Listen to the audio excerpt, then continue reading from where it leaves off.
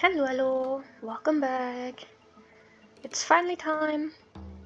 We can jump into Imprisoned Psych today. And I'm very curious what's about to happen. It actually starts with an actual mission. I'm like surprised already.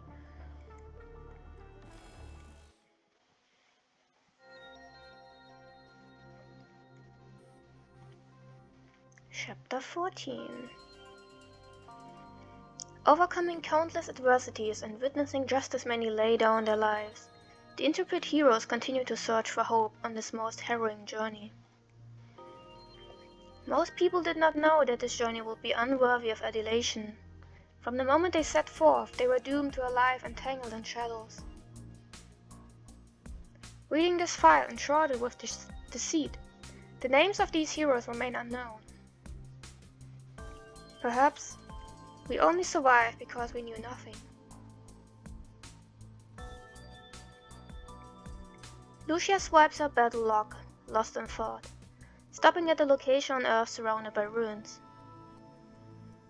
On a wall of these ruins, she sees a mysterious piece of synthetic paper containing this excerpt from an unknown novel. This most harrowing journey. After completing their underground mission at City 075 and installing the bit domain nodes, Grey Raven had already returned to Babylonia for several days now. However, Lucia remains in the preparation room, reviewing training material from the Battlelog database, only because their new mission had ordered them to remain here on standby. Although such respite is a luxury, the fact that everyone else is working double duty while only Grey Raven sits idly in the preparation room requires no further explanation. Seems like the decision to postpone the investigation on the commandant's insubordination has to do with more pressing military concerns. You have tried to apply for other missions and even spoke with previous contacts. Regardless, the response across the board was just, take a few days off.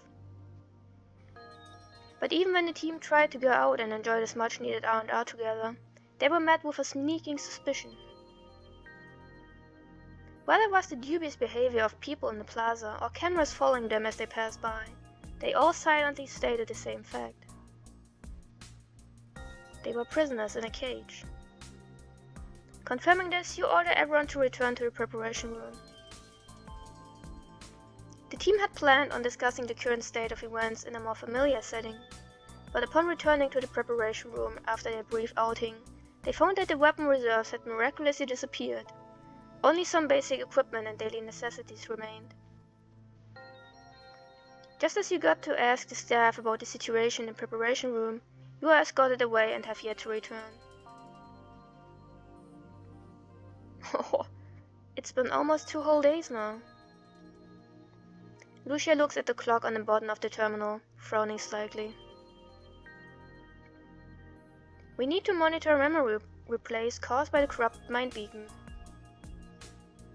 This is what one of the unfamiliar personnel had said to her as they escorted you away. Lucia wants to accompany you, or at least keep an eye from a distance, but the personnel comes prepared. As soon as she opens her mouth, one of them suddenly drops a large stack of inspection reports and work certificates in front of her, the contents of which contains a series of stringent terms and warnings. Right as the unfamiliar personnel leave, Lee firmly clenches his fists.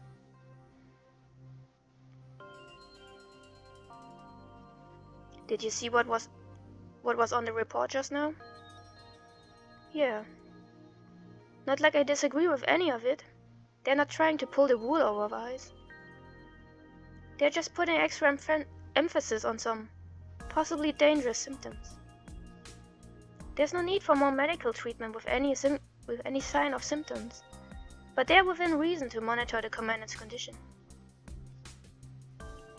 I'm not talking about the contents of the report. I meant the doctor's signature, Kugawa. Even though it's just a first name, I've seen his handwriting in a database. Kugawa had already joined Corona as a doctor during the Great Evacuation. Now that Corona is a part of Babylonia, he rarely makes his presence known. Even still, their bond is unbreakable. They carry out covert operations to this very day. Do you think him being assigned as the commandant's doctor is a coincidence? If that's the case, there should still be a familiar face or two among the people that took the commandant away. Not to mention, even if that wasn't the case, neither the president nor Celica gave us cause for alarm. That would mean something is prohibiting them from making a move for the time being. The plot thickens.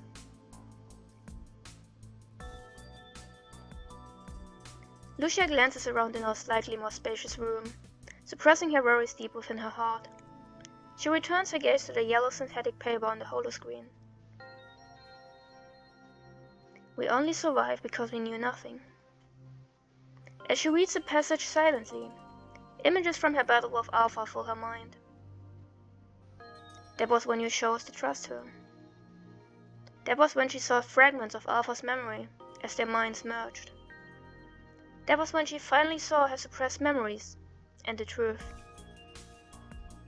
The truth? She may have unlocked the deepest recesses of her memory, but it does not mean that she has been looking at the whole picture. Who has not experienced something like this? Even if you remember the entire conversation you had with someone, you have no way to peer into their heart to understand the true meaning behind their words. Even if you fully restore the many paintings of your memories, you have no way of knowing what lies beneath the thick layers of paint. As for the whole truth, she still remains uncertain. However, based on what Alpha said, whether it's Luna or me, being chosen by the Ascension Network was just a starting point. The beginning. Quietly muttering to herself, she meticulously recalls the memory fragments that Alpha had left in her mind, and attempts to place the puzzle pieces into her memory. Ever since I became a construct, I thought Luna were dead. Was dead, I assume. She opens the notepad on the screen and organizes her thoughts by jotting down a few keywords. I only recently found out that Luna is still alive, seeing that Alpha stands at her side as an ascendant. Lucia writes in her notes, Alpha was likely discovered by Luna when she was suffering from severe punishing corruption. That's when she became an ascendant. But based on my understanding of me, the choice to become an ascendant is not made out of seeking vengeance or power. Was it because she couldn't return to Babylonia? Or was it because she saw Luna again? There are other possibilities, of course, but nothing substantial enough to steer me down that path. I'm sure the me back then must have believed that becoming an ascendant would lead to a better tomorrow. After all, if she was suffering from such severe punishing corruption, her only options were to become an ascendant or join the horde of corrupt. That must be it. Her choice must have been made on the basis of numerous factors pushing her down the opposite path. If she's calling this the starting point, what's next? She searches the information from the memory fragments in her mind and recalls Alpha's voice as she calls out to her comrades. Muriel, Shun, and Hero. She tried looking for them before she regained her memories due to an uneasy feeling. She has attempted to trace the whereabouts of her three comrades, only to discover that their names had been registered among a list of martyrs with the chilling description of perished in the fight against the corrupted. And that was it. The trail went cold before it even began. While Lucia is deep in thought, a stern expression covers Liv's face as she suddenly strokes a lock of hair on the right side of Lucia's head with her fingertips. After seeing this peculiar gesture, Lucia quietly moves the screen to cover her notes with the battle records. Lee has his head down as if concentrating on a thing in his hand, but his gaze is firmly fixed on the doorway. The guards have changed 17 times since this morning. Oh my god, that's often. Whether or not this is due to precautions made by the Frio, the guards have yet to enter. Why would you need to change 17 times? Anyway, shortly after you left yesterday, they received an anonymous encrypted message on Lee's terminal. Speak carefully, act cautiously, refrain from doing anything for now, wait until daylight to inspect the room. The trio is suspicious at first, but given previous events they are not entirely in disbelief. In the morning, the group had cleaned the room. Doing so, they uncovered several bugs that were planted by an intruder. Only then was their remaining disbelief abated. Lee has quietly moved some storage crates to specific positions in the corners, where Liv has draped your coat in a peculiar spot. Once the corners with those little gifts had been blocked, guards began showing up at the door out of nowhere. After the trio discusses quietly amongst themselves, they decide to remain in the preparation room and rest. That way they will not draw any suspicion while they wait for you to return. We only survived because we knew nothing. Why is this happening? Because the commandant violated military orders during the last mission? But they said they weren't going to look into that for the time being. Is this just an excuse to buy time? Do people really think we just let Luna go and that we're keeping her whereabouts a secret? Even if Hassan and Nicola thought it was necessary to deal with it now, while the war still rages on, they would have chosen a more appropriate method to go about all this. At the very least, an arrest warrant would have been served rather than letting the commandant be taken away by those people on the grounds of monitoring. But there's been nothing of the sort ever since this all started.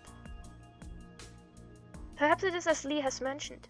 They are also trapped in an invisible web and need to be even more cautious than the Grey Ravens resting in the preparation room. If that's the case, what does this web known as Corona want from the commandant? Whether it's Luna or me, being chosen by the Ascension Network was just the starting point. Are we now forced to stand here at this beginning too? Alpha. Suddenly, a familiar voice in the corridor greets the unknown inspector standing outside the door. However, the door between them makes it hard to discern who the voice belongs to. Murray? Lucia turns her head to look at Lee. His eyebrows tightly knit. Looks like she's right. Murray is speaking with the inspector. Maybe they know each other? Lucia asks as she turns up her audio model sensitivity slightly. Hey, fancy seeing you here. I guess you two... what are you up to today? Even though the trio cannot see what is going on outside, they can hear the contemplation in his voice as if someone is stopping him from saying too much. Sounds like the person standing outside is just someone following orders. Her judgment is not based on her personal understanding of Murray, but on her common understanding of the position. Lucia listens to the conversation outside closely in an attempt to pick up any clues from the casual remarks. Sorry, am I interrupting your conversation with someone? After all, you look... Oh, you only report if anything happens. Gotcha. I just didn't want to interfere with your work. Looks like he's just a scout. The other party lowers his voice and says something to Murray that even her sensitive audio model cannot pick up. Perhaps he only mouthed a response or made a gesture. Of course, glad I'm not bothering you. You guys have been working late the last 2 days. When are you off? The man outside the door responds quietly, to which Murray gives a genial and polite laugh. So you're not off until you get the results? Well, keep up the hard work.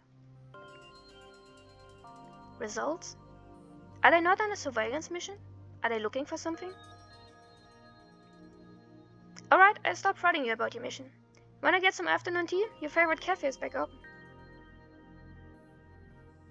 Favorite cafe? That must mean he's speaking to a human. Alright, is Kugaba off today? Wanna invite him? A stern look washes over the faces of the trio standing in the preparation room. A Corona henchman following orders is pacing outside the Grey Raven preparation room, searching for some sorts of results. The trio speculated that the current situation may have been due to violating military orders during the last mission, suspicion over a private link with Luna, or even because of serious symptoms from mind-beacon corruption. But based on the current information, this appears to be the worst-case scenario. Seems like a plot that had been in the works for quite some time is finally coming to fruition. Just like that, Murray was able to convey this fragmented information to the trio inconspicuously through just a wide roll-on and chit-chat. And with that, Murray laughs with the guard as they both walk away. Once no more movement can be detected from outside the door, Liv takes her hand off the desktop, receiving the signal the other two begin to relax a little.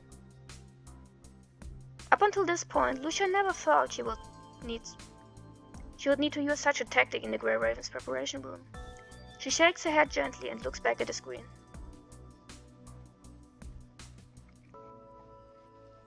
She presses her hand on the side of the screen, opening up a hidden data file on the terminal. These were the records and the data she quickly researched when she began to feel disturbance in her memory. However, at the time she could only access the external data due to the file encryption. After recovering her memory and returning to Babylonia, Lucia asked Lee in confidence to copy the data onto her terminal and decrypt it. Under heavy surveillance, Lee had hastily decrypted a portion of the file. Once decrypted, Lucia had obtained a casualty report. However, aside from the list of casualties for that week being several times longer than normal, including Muriel and Shun, nothing appeared out of the ordinary. Lucia searches the newly recovered memories in her mind. She cross-checks the names of soldiers and comrades in her memory with the names on the list. All of the names that she can recall appear on the list, each marked with their chilling cause of death. However, aside from those familiar names, she sees several names she does not recognize at the same time of death. The names include 5 commandants, their squads, and dozens of researchers. Not only Revenge, but 5 other commandants and their squads as well. Wait, why are all researchers marked with a lab accident for the Project Winter as their cause of death? Lucia looks at the undisclosed Project Winter, then meticulously reads through the data on each of the researchers. Most of the researchers were transferred from Corona, but a select few are listed as confidential. As Lucia continues to read through the file, she discovers that 2 of the researchers had died more recently than the others. This casualty report is still being updated? Why would they be recorded along with those that died a long time ago? Dying from after effects? Lucia begins to connect the dots in her heart. She looks back at the Project Winter. What even is this project? She cannot figure out anything purely based on the name alone. Perhaps that is the point. Thinking for some time to no avail, she looks back at the 2 researchers on the roster. She notices that they worked in the Science Council up until their death. Their names were Ann and Rand. What a peculiar name. If they were members of the Science Council, maybe Asimov knows a thing or two. She wants to ask him about it, but then remembers the message they received. Speak carefully, act cautiously. Lucia looks up to see Lee reading the terminal as he assembles a tiny robot. After decrypting the data, he resisted the urge to speak several times as if he had a sneaking suspicion about the identity of who sent the anonymous tip. Who sent the message? Whoever it is, we need to treat lightly. Lucia stifles her concern once more, then turns to look back at the screen. 11:55 a.m. What's the situation? Same as last time. The specialists are gathered around the command and performing tests. I went to have a look a few times, but their act and their documents are both pretty foolproof. I couldn't find any way to get the commandant out of there. Can we do what we did last time and have people from the Star of Light provide treatment? Their people infiltrated their ranks ages ago. Without fixing the fundamental issue, they'll just take the commandant somewhere else to be monitored. We'd better just leave it to Asimov. Turning his mind to some other important matter, Hassan lets out a nearly imperceptible sigh. Ever since this mess had started, the other project had been put on hold.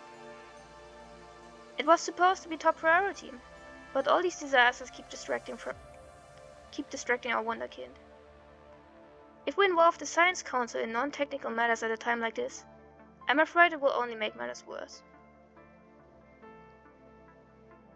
I hope he can solve these complicated technical issues to the point of being able to pass it off to his subordinates. How about the others? Same old, same old. They can't keep going like this, Mr. President. Before I can respond, a young staff member walks in and salutes. How's the commandant holding up? Seems like everything is normal. What do you mean, seems?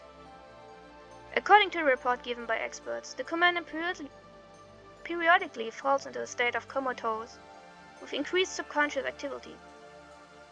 During breakfast, the commandant just stares at the cup. Last night, the commandant was pacing around in the room. Sure didn't look normal, at least. Even normal people would do this sort of thing if they have no way to keep themselves entertained or sleep. Anything else? They submitted an application claiming that the commandant violated military orders due to the issues they are currently looking into. If it continues on like this, construct linked with the commandant may also begin to exhibit abnormalities, so... He takes out a small chip and hands it to the exhausted Hassan. So they need to monitor the commandant for a few more days? Correct. Hassan takes the chip and nods. He watches as the staff turns and leaves. Mr. President, I was worried this was going to happen. You mean the effects of mind-beacon corruption on the commandant? No. The commandant's symptoms are minor. They didn't worsen during ground operations either, which is a far cry from when the commandant were corrupted in the past. We can now determine that the commandant has built up resistance to mind corruption. That's precisely why people are more worried. But isn't that a good thing? We haven't found out who leaked the commandant's mission report, but now they know that Huashu detected the commandant's potential ability to link with ascendants. I wasn't expecting Huashu to fight a backdoor the first time Allied Grey Ravens used the Spear of FOS. This is worse than I thought. Hassan holds the ship in his hand, lost in thought as he looks out into the vast cosmos. All this monitoring is just a false pretense. The commandant's resistance to mind corruption is just a window of opportunity. How Landconder's sharks wait in the depths when they smell blood in the water? How many more people must be sacrificed this time? Silence hangs over the bridge. Celica opens her mouth in preparation to speak, but she finds herself unable to muster a response. Even after processing the reports for everything that had happened, she only had a rough idea of what was unfolding. Nicola once told me that the squads with a close-knit bond would end up like Suzaku. Oh. Man, that's a callback. He didn't outright say it, but I could tell by the look in his eyes that he was worried the squad would go rogue. Whether it's because we cherish their talent or to prevent them from going rogue, we cannot hand over the commandant. Hand me over to who anyway? Corona? At least not until we ensure that the commandant is safe from whatever it is they're planning. In that case, it's not that I'm unwilling to get involved. Regardless of personal reasons, they are still loyal to whoever is pulling the strings just as they are to their respective posts. Eliminating all of them would only make it more difficult moving forward. We need to come up with a more clever plan to get us out of this stalemate. We need people willing to fight for this cause without drawing their attention. We need to think of a way to give the commandant some time to rest. If this continues any longer, anyone would succumb to the exhaustion and drop their guard. Regardless of mind-beacon corruption, this is a common tactic in interrogations. As soon as the commandant falls into their trap, the situation will no longer be under our control. Looks like we'll need someone else for the upcoming mission. Indeed. These past few days have been quite the ordeal. Let the commandant return to the squad and rest up for a while. I think I'm still being monitored. How can I return? Who are you going to give the recon mission to? Let the nearby task force go to the surrounding area. As for the core region, leave that to Strikehawk. The scout team is ideal for conducting reconnaissance. Wang Shi proved himself on a mission to deploy Bit Domain North, plus he's more familiar with that area. And, after seeing the Commandant take full responsibility for acting alone, he's been keeping a close eye on the Commandant. Compassion is weakness. I understand this, and so do they.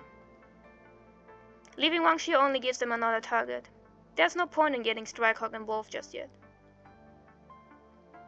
The Commandant obtained valuable intel from the Bit Domain node, and Wang Shi's action complied with regulations. They shouldn't have shouldered the blame. Some people believe that Wang Shi was following the Commandant's orders. After all, they were together. Even if they can make amends, the law must still not be broken. If one person gets away from breaking the law, anyone blindly trusting their own ability will surely follow suit. At least that's the official statement, correct? Originally, there was a way for the Commandant to avoid punishment. But now, some people want to impose additional charges to force the Commandant under their control. I've done a lot behind the scenes, but ensuring that the Commandant only has to endure confined treatment has put me at my limits. Hassan turns around and walks out along the path that has been worn into a luster over time by the crew. We have a meeting coming up. Where are you going, sir? Postpone it for half an hour. There are some things I need to confirm.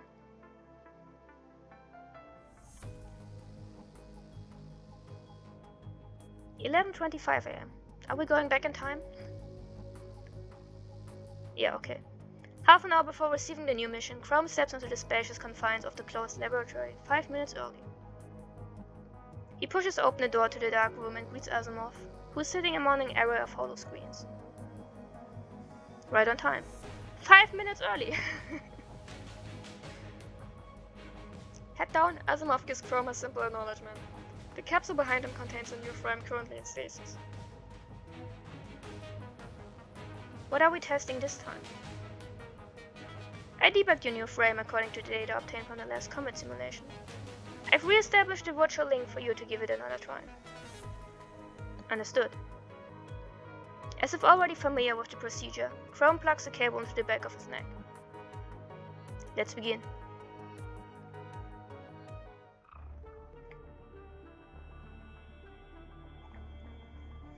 And so half an hour passes before anything happens.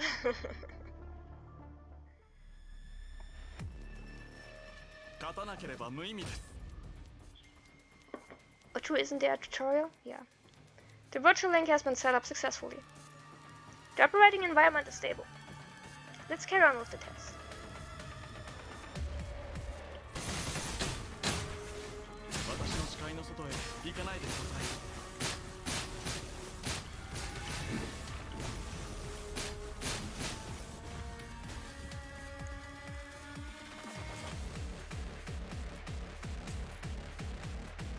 Regular battle testing complete. Now conducting overload testing. The system will give you a lot of signal orbs. Using 3 pranks cost shield but make damage up enemies invalidated by your cast skills. Yeah.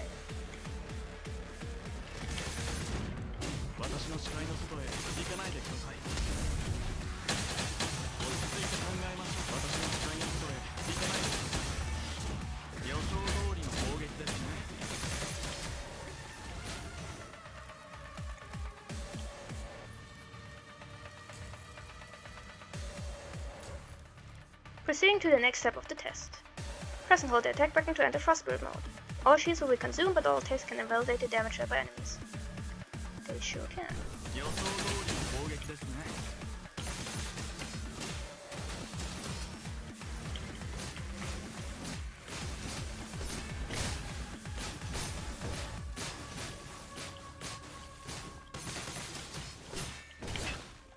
Ouch.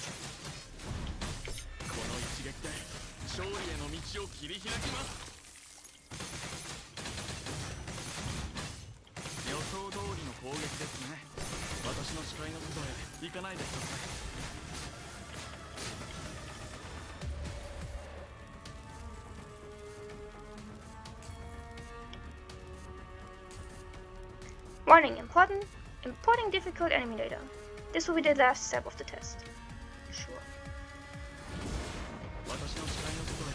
撃で勝利への道を切り開きます。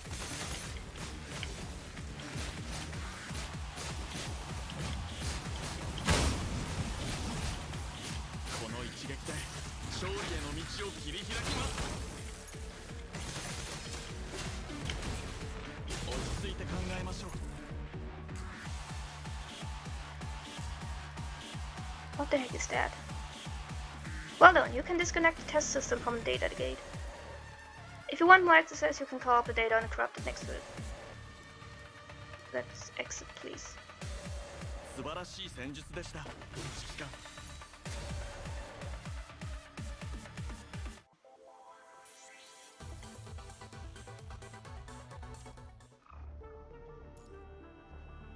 Conceal. Where did you get the ascendant data? Chrome opens his eyes to see the familiar dark room and Asimov's solemn face. You've been working hard, Asimov. How's the test data? You've reached a high enough degree of synchronization and proficiency to pass the test. But the core issues still haven't been addressed. Those will be... Asimov clenches his fists and closes his eyes. Chrome has never seen such an impression on from the seemingly infallible scientist genius. Is there anything I can do to help? Asimov grabs the mug on a table, swallows a mouthful of cold coffee, and shakes his head in a trance. This frame uses technology similar to that of Lucia Plume. That would explain the difficulties. I know. Before signing the agreement and applying to participate in the experiment, he fully understood the principles and risks of the project. But Asimov's expression does not stem from the achievements of his research, but rather the costs. Lucia was reborn as Plume after sustaining life-threatening injuries during the Battle of Kowloon. Asimov had explained that she lost her original memory during the upload process. Despite having a backup of her memory, reintegration would only have caused a sense of alienation. Plume has not had any issues since then, and Lucia's memory still remains intact. Recently, she seems to have completely regained familiarity toward her memories and has gradually overcome the impacts of the transfer process. The original agreement stated that there might be similar risks, but the main purpose of this experiment was to resolve the negative effects of frame transfer. Are you referring to the risk mentioned in the plan? No, the plan only mentions the hypothesis we made at the beginning of the experiment. But as this experiment continues, I've discovered that the technology still has a lot of issues that remain unsolved. To give you a simple idea, imagine filling a bottle with rocks, then casting it out at sea.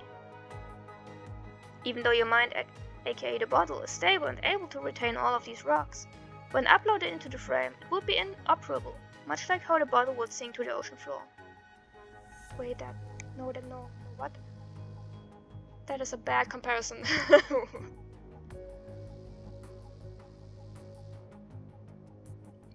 Lucia was able to synchronize with the frame without any adjustments due to additional data from...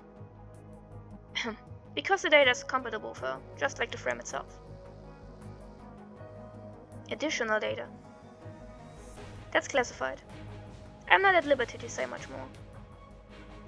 However, Asimov knows that specialized frames are special not only because they are created on the basis of all the data accumulated by Grey Ravens thus far, but also because they contain data from the Ascendant, Alpha.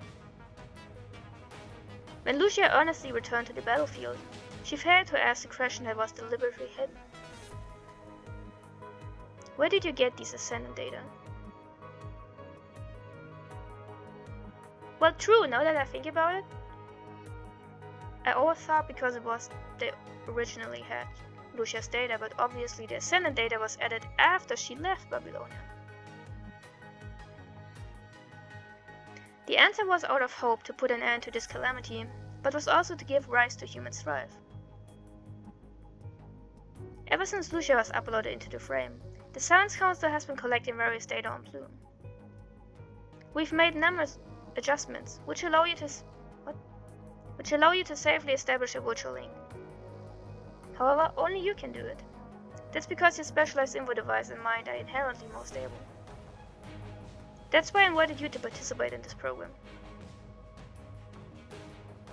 What risks are we most likely to face now? Your mind is likely to experience any number of serious cognitive side effects.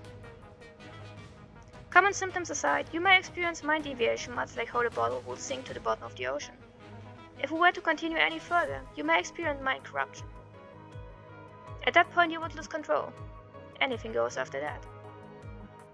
If you don't know what that's like, you can speak with the commandant later. It's fine. I've read about it in the reference materials. There's no sense in bothering the Railway commandant. However, since your specialized info device has allowed you to serve as the commandant of Strike Hall, you're not the only one at risk. True that. If your mind experiences any deviation or corruption, any squad member linked with you will also be affected.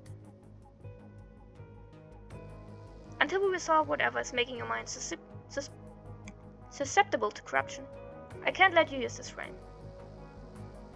Crom glances back at Asimov, who is looking at the large stack of files, ruminating about how to improve the frame. I'm no scientist, but I think if the core problem is data compatibility with my mind, or as you put it, rocks sinking the bottle, would it be possible to attach additional equipment to isolate it in parallel with the bottle?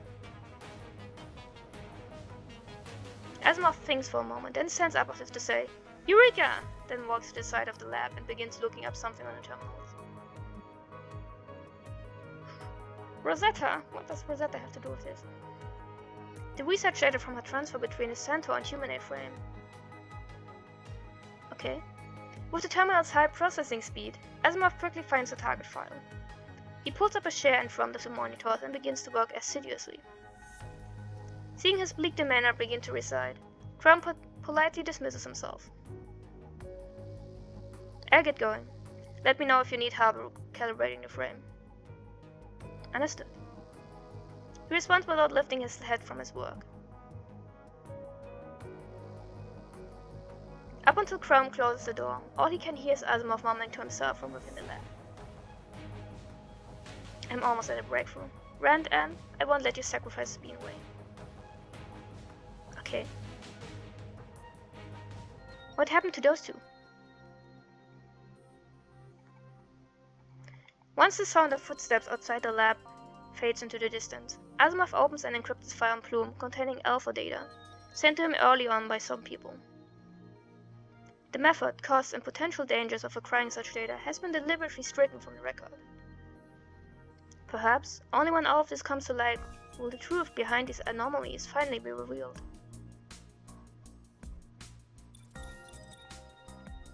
Hello, Chrome. After leaving the closed lab, Chrome receives a notification from Celica on his terminal. There's been a change to the search and rescue mission. Since it's been assigned on such short notice, time is of the essence. Gather your squad and board a transport craft in 40 minutes. Mission details have been uploaded to your terminal. Let me know if you have any questions. Chrome opens the mission details and quickly scans the info. The new mission is to enter the Longinus Blast Zone to search for abnormalities. Longinus Blast Zone. It may appear to be an ordinary Redcon mission, but after you evacuated, we suddenly detected high punishing concentration within the area. Suddenly? Correct. The specific location and concentration fluctuate greatly. Maybe it's just a false positive caused by various regional and climate factors, or maybe there's something hidden down there. Considering that potential risk, the mission is best left in good hands. Crum scrolls down the intel log and notices a small line of grey text at the bottom. This task has been transferred from Grey Raven to Strikehawk. This was originally assigned to Grey Raven. The commander is indisposed and unable to perform mission for the time being. Have the memory flashbacks put the commandant out of commission? Celica hesitates for a moment before realizing why Crum would know about it. Seems like Wang Chi sensed something wrong with the commandant. Correct, the commandant's condition has something to do with that. The phrasing of something filled Crum's mind with doubt, but asking about it directly probably would not elicit a response. Understood. I rally the team. Chrome terminates the call, but before I can issue an assembly order to Wang Xiankami, the communication promptly flashes again. I receive the test results. Due to the risks and restitutes involved with the frame transfer experiment, John Smith has also received a notice as the co-signer. Careful, you're playing with fire. You can always back out of the experiment if you need to. I appreciate the concern, Mr. Smith. I'll be sure to treat carefully, but with great risk comes great reward. What do we have coming up? We were reassigned to a mission meant for Grey Raven. I'm going to assemble a team, then proceed to the target. Grey Raven. Looks like they're in over their heads this time. Because of the commander's illness? From what I've gathered, illness is only an excuse for the commander to be monitored. The commandant is being monitored? Yes, but that's just the start. Grey Raven has a lot of trouble coming their way. Not only are they dealing with this mysterious illness, they've also got people trying to uncover their past transgression in order for Grey Raven to be a stepping stone on their road to success. Past transgressions? Why's that? These people are planning on using the commandant's condition to put them out of service. The question is why though? What's the purpose? But the commandant still hasn't slipped up, so they have to put their plan on hold. If the commandant keeps this up, they'll try to stop Grey Raven by claiming that they violated military orders, had a private connection with the Ascendant leader, or that they are keeping her whereabouts a secret.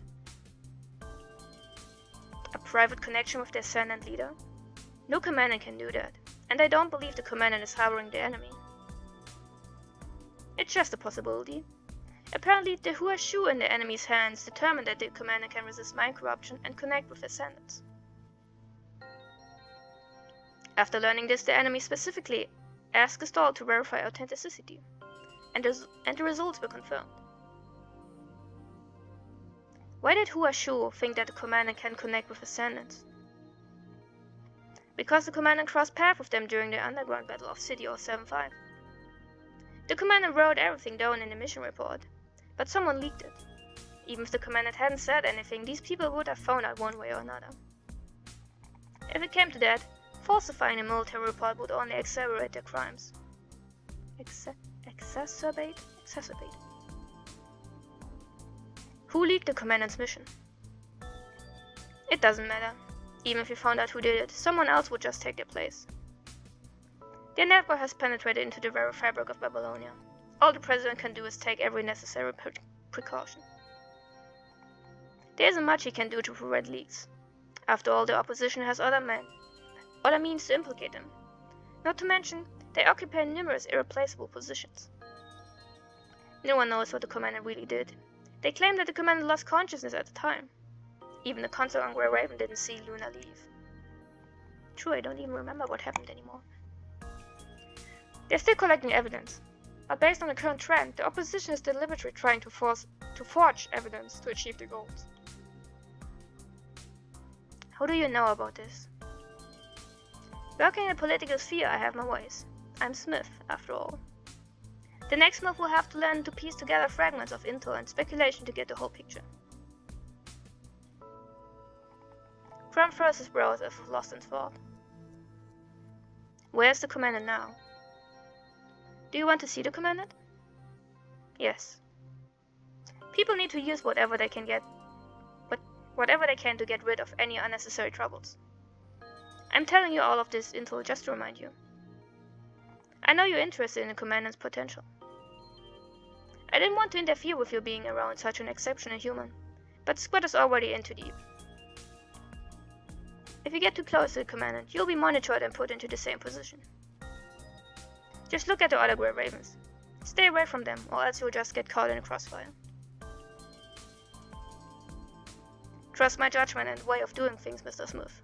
Even if I see the commandant, I won't let them get the best of me. Please tell me, where's the commandant?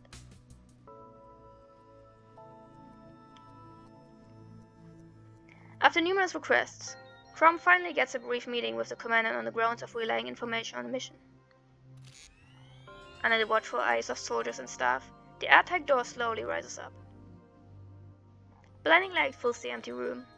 A human is sitting on a cold and hard seat in the conference room, looking ahead with tired and dull eyes. Someone joked that uncomfortable chairs can shorten meetings and make them more efficient. I mean, sure, they really do not look comfortable.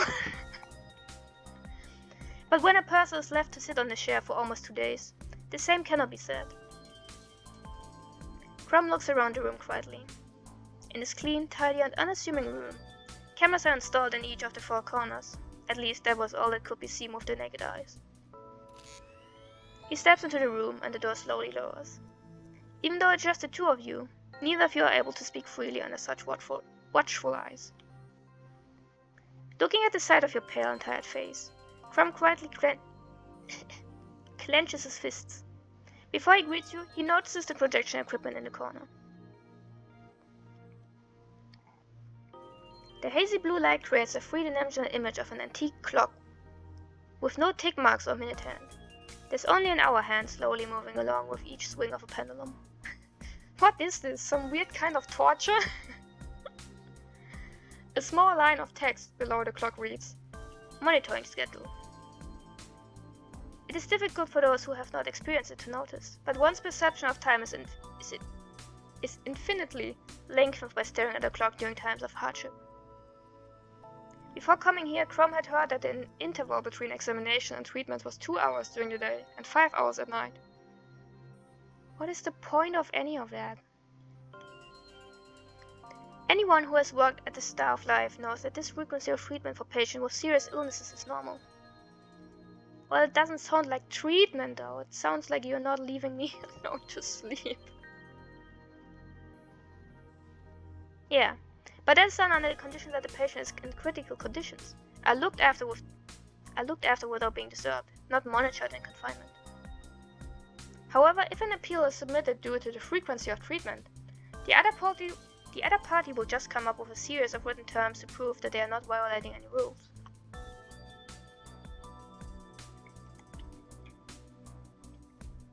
The commandant's hardship would be hidden between the lines, such as being isolated in this empty room for an extended duration. The blinding light and cold hard conference chairs making the rest nigh impossible. Numerous monitoring equipment in the room, soldiers and staff pacing outside. The clock without tick marks, the ultra-convenient monitoring interval. Singling out any one of these reasons would give no indication that there is any foul play. No one could complain that the room is too clean and empty, or that the seats are too uncomfortable. But together this is enough to make life wither away with each swing of the pendulum. This is a prison in every sense of the word. Crumb wants to say something, but he finds himself unable to speak under such watchful eyes. Seeing the clock, Crumb cannot help but recall that you had downloaded Edgar Allan Poe's short story, The Pit and the Pendulum, from the database. I did that? Why did I do that?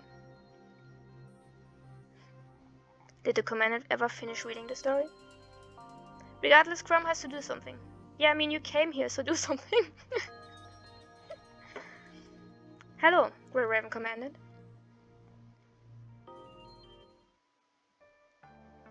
You slowly turn in the direction of the familiar voice to see Crumb standing by the door. The white paint from his coating reflects the blinding light in the room, as if enveloping him in its radiance.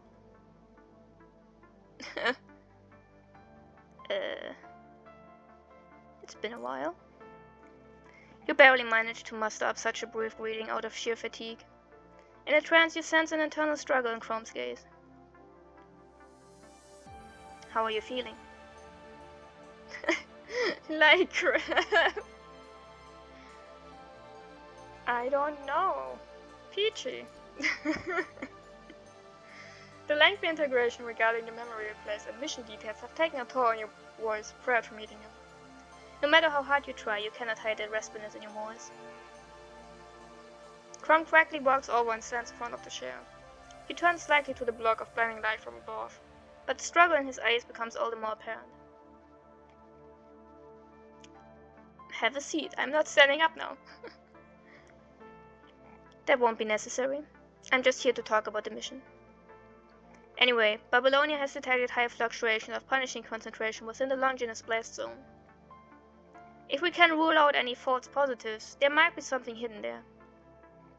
Did you notice anything during the last mission? Explain what happened. Listening to your explanation, Chrome records the main points in his terminal notes and draws detailed areas of the map. Thanks for the help. Looks like there might actually be something suspicious there. I'll bring some sensors along.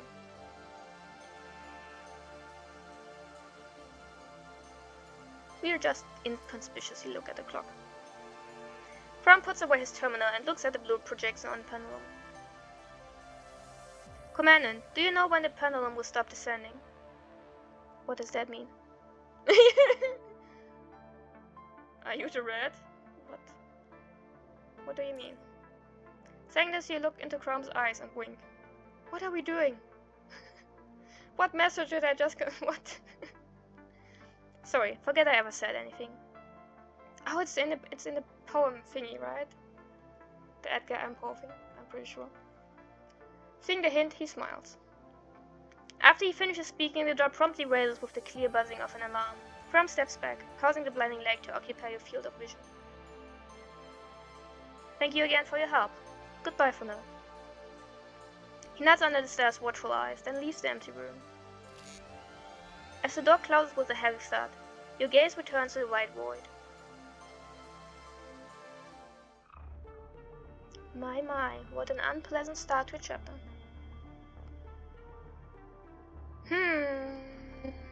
I think I'll actually take a break here.